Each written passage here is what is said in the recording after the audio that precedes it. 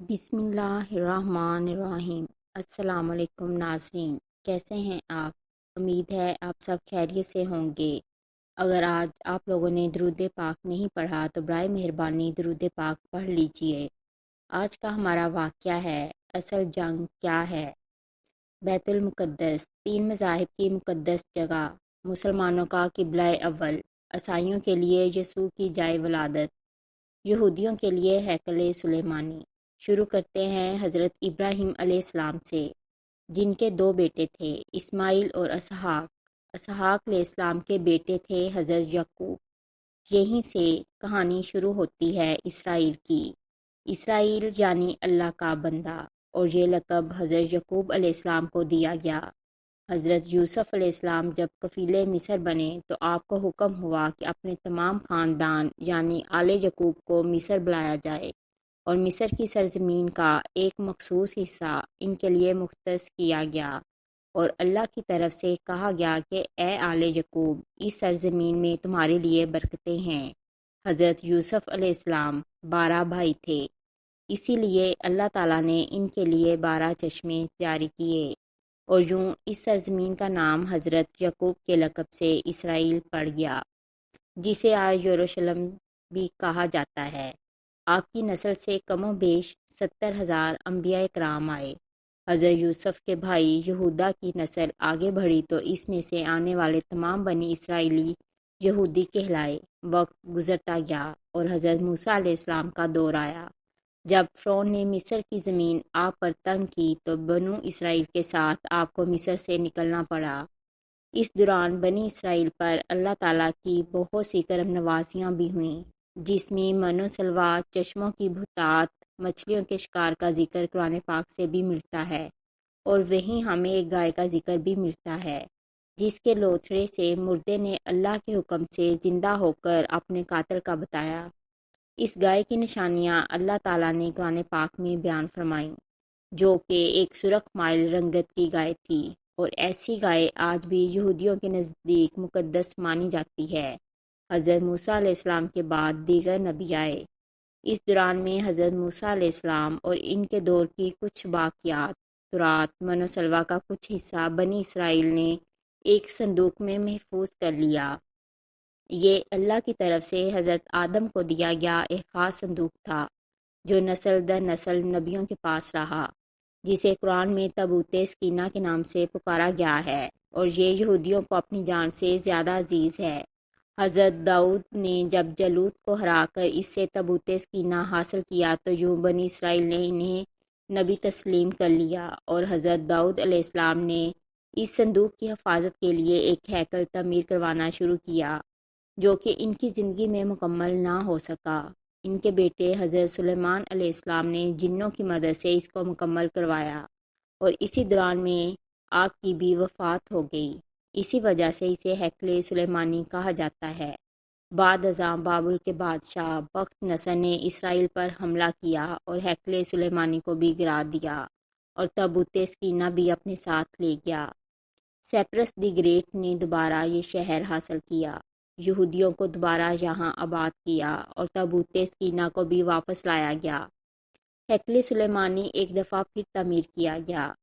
پھر وقت گزرا اور حضرت عیسیٰ علیہ السلام کی آمد ہوئی، جنہیں نعوذ باللہ یہودیوں نے دجال، نجائز اور کیا کیا لقب دیے۔ یہاں سے یہودیوں میں سے دو الگ قومیں ہو گئیں، ایک یہودی اور دوسرے عیسائی۔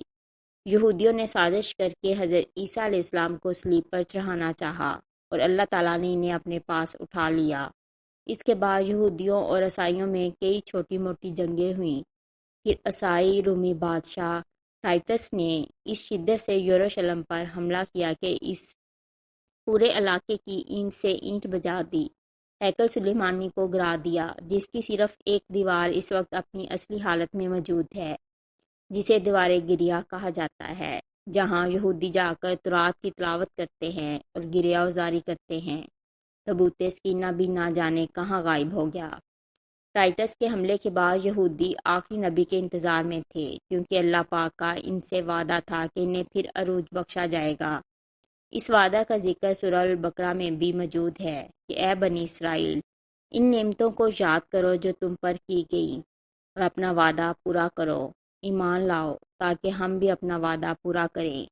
قیامت کی نشانیوں میں سے ایک نشانی یہ بھی ہے کہ ہیکل سلیمانی کی 3 دفعہ تعمیر ہوگی، جو کہ 2 دفعہ ہو چکی ہے۔ یہودی اپنے مسیحا اور آخری نبی کے انتظار میں تھے کہ ٹائٹس کے حملے کے 500 سال بعد نبی آخر الزماں صلی اللہ علیہ وآلہ وسلم کی ولادت ہوئی۔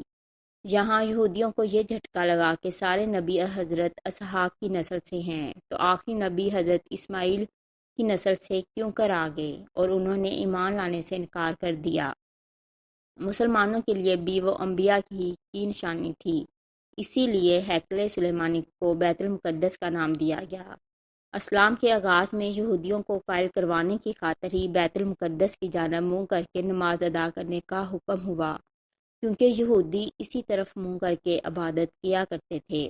17 ماہ بعد ہماری عبادت کا رخ بیت المقدس سے بیت اللہ کی جانب موڑ دیا گیا، کیونکہ مسلمانوں کا شروع سے قبلہ اول وہی رہا جسے پہلے حضرت آدم علیہ السلام اور پھر حضرت ابراہیم علیہ السلام نے تعمیر کیا، اور حضرت عمر کے دور حکومت میں اسرائیل یعنی یروشلم پر عیسائیوں کا قبضہ تھا۔ بیت المقدس کے ہی احاطے میں انہوں نے گرجا گھر تعمیر کیا ہوا تھا، اور عین تابوت سکینہ والی جگہ وہ گند پھینکا کرتے تھے۔ یہودیوں کی نفرت میں یروشلم کی فتح کے وقت جب حضرت عمر وہاں گئے تو عیسائیوں پر برہم ہوئے، وہاں صفائی کروا کر مسجد تعمیر کروائی، اور قرآن میں موجود معراج والے واقعے کی نسبت سے اس مسجد کو اقصی کا نام دیا۔ یہودیوں کی دیوار گریا بھی اسی احاطے میں موجود تھی، تو زائرین کی حیثیت سے انہیں بھی وہاں آنے کی اجازت دے دی گئی۔ خلافت عباسیہ تک یروشلم ایک مسلم شہر رہا۔ اس کے بعد عیسائیوں نے دوبارہ یروشلم پر حملہ کر کے اس پر قبضہ کر لیا۔ صلاح الدین ایوبی نے عیسائیوں کے خلاف 50 سے زائد جنگیں کر کے بیت المقدس دوبارہ حاصل کیا، اور پھر 700 سالوں تک یہ خلافت عثمانیہ کے زیر سلطنت رہا۔ یہودیوں کو بھی دیوار گریا تک اپنے مذہبی اقدامات کی آزادی رہی، اور یہودی آہستہ آہستہ پھر یروشلم میں آباد ہونا شروع ہو گئے۔ اس دوران میں کئی بار انہوں نے خلافت عثمانیہ کے سلطان کو پیسوں کے عوض یروشلم انہیں سونپنے کا لالچ دیا، لیکن ناکام رہے، اور پھر دوسری جنگ عظیم میں عیسائی سپاہی ہٹلر نے چن چن کر یہودیوں کو مارا۔ تقریباً 60 لاکھ کے قریب یہودیوں کا قتل عام کیا گیا، اور یہ در بدر بھاگنے پر مجبور ہو گئے۔ اس دوران میں انہیں یہ اندازہ ہو چکا تھا کہ انہیں اب خود اپنی پہچان بنانی ہے، اور بائبل میں موجود یہودیوں کے آخری عروج سے قبل والی کئی نشانیاں بھی ظاہر ہو چکی تھیں، اور وہ یہ تسلیم کر چکے تھے کہ ان کا آخری مسیحا اب دجال ہوگا، جس کی بدولت پوری دنیا میں ان کا دوبارہ بول بالا ہوگا۔ انہوں نے برطانیہ سے ساز باز کر کے خود کو الگ ریاست تسلیم کروا لیا۔ یوں اسرائیل باقاعدہ ایک ملک کی صورت میں دنیا کے نقشے پر ابھرا۔ پھر آہستہ آہستہ انہوں نے فلسطین اور دیگر مصری علاقوں پر بھی قبضہ کر لیا۔ عرب ممالک اسرائیل کے خلاف جنگ پر آئے، لیکن اس وقت تک یہ خود کو اتنا مضبوط کر چکے تھے، عرب ممالک کو اس ایک چھوٹے سے ملک سے منہ کی کھانی پڑی۔ عیسائیوں نے بھی دیکھ لیا کہ اب ان سے لڑ کر کچھ وصول نہیں ہونا، تو باقاعدہ گرجا گھروں میں پادریوں نے تقریبات منعقد کیں، اور یہودیوں کے لیے معافی کا اعلان کیا گیا۔ یوں سیاسی اور اقتصادی مفاد پرستی نے 2000 سالوں سے ایک دوسرے کی ازلی اور جانی دشمنوں کو ایک صف پر لا کھڑا کیا، اور قرآن کی بات بھی سچ ہو گئی کہ یہود و نصارہ ایک دوسرے کے دوست ہیں۔ یہودیوں کے عقائد کے مطابق وہ ہیکل سلیمانی کی حفاظت نہیں کر پائے، تو خود کو قصوروار کہتے ہیں، خود کو سزا دینے کے لیے زنجیروں اور چمڑے سے پیٹتے ہیں، اور دیوار گریا کے پاس آہوزاری کرتے ہیں۔ وہ ایمان رکھتے ہیں تیسری بار انہیں پوری دنیا پر حکمرانی حاصل ہوگی، اس کے لیے انہیں مسجد اقصی کو گرانا ہوگا، جس کی تیاری وہ کر چکے ہیں۔ کب سے مسجد اقصی کے نیچے بارودی سرنگیں بچھا دی گئی ہیں۔ اس کے بعد ہیکل سلیمانی تعمیر کر کے تابوت سکینہ وہاں رکھنا ہے۔ تابوت سکینہ کہاں ہے کوئی نہیں جانتا، لیکن اس کے بارے میں بہت سی قیاس آرائیاں موجود ہیں۔ لیکن مسئلہ تھا سرخ گائے، کیونکہ ان کے عقیدے کے مطابق وہ ناپاک ہیں، اور جب تک پاک نہیں ہو جاتے ہیکل سلیمانی تعمیر نہیں کر سکتے۔ اور پاک ہونے کے لیے سرخ گائے کی قربانی دینا ہوگی، وہ گائے جس کی نشانیاں قرآن پاک میں بیان کی گئیں، جو اس وقت بھی انہیں ڈھونڈنے میں مشکل ہوئی تھی۔ اب بھی 100 سال تک وہ ویسی گائے کی تلاش کرتے رہے، ٹیکنالوجی کا استعمال کرتے ہوئے بچے پیدا کرنے کا کامیاب تجربہ کیا۔ انہوں نے پھر اس تجربے کی بدولت ویسی نشانیوں والی گائے پیدا کرنے کی کوشش کی گئی، لیکن ناکام رہے۔